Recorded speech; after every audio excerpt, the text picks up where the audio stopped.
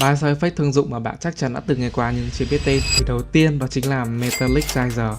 Thì mình thường dùng sound effect này sau đoạn hook để tạo cảm giác tò mò cho người xem, ví dụ như thế này. Thứ hai đó chính là tiếng ma chập máy ảnh. Thì mình sẽ thường dùng sound effect này để chuyển cảnh này, mở đầu video này, và cuối cùng đó là scoot. Thì mình thường dùng sound effect này để zoom ra, zoom vào. Rất hay đúng không nào? Link tải thì mình sẽ để trong bio cho anh em nhé. Và mình là Trường Vũ. Follow mình để biết thêm nhiều thú vị hơn về Social Media.